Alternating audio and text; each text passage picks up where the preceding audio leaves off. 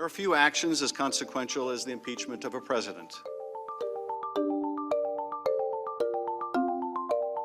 It's not often a U.S. president faces being kicked out of office, but this is the situation President Donald Trump finds himself in. Let's get back to basics. They've been trying to impeach me from the day I got elected.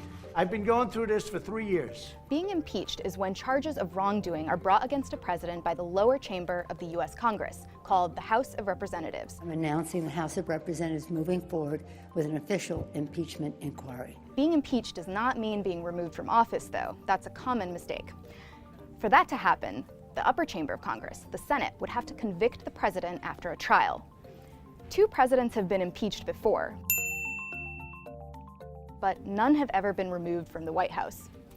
This could be what happens to Trump if he's impeached in the lower chamber of Congress, which is controlled by Democrats, but not convicted in the upper chamber, which is controlled by Trump's own Republican Party.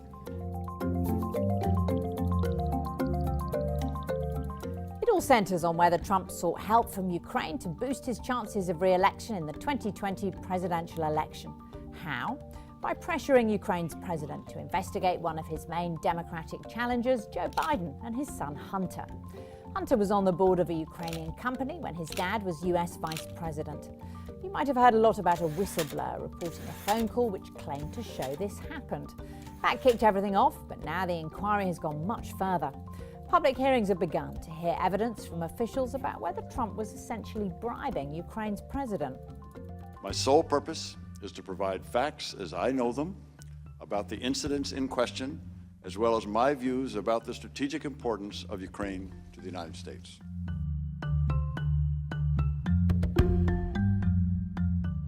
President Trump insists he didn't do anything wrong, and his defense comes in 3 parts.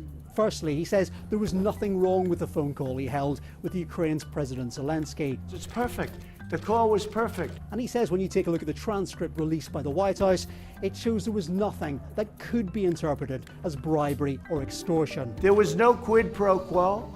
Secondly, he says President Zelensky himself has stated publicly that he didn't feel any pressure. And you read it that nobody pushed me. Yes. In other words, no pressure.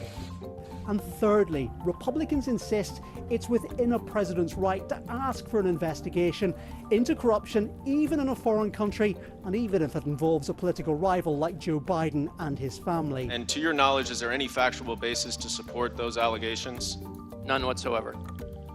When Vice President Biden acted in Ukraine, did he act in accordance with official U.S. policy?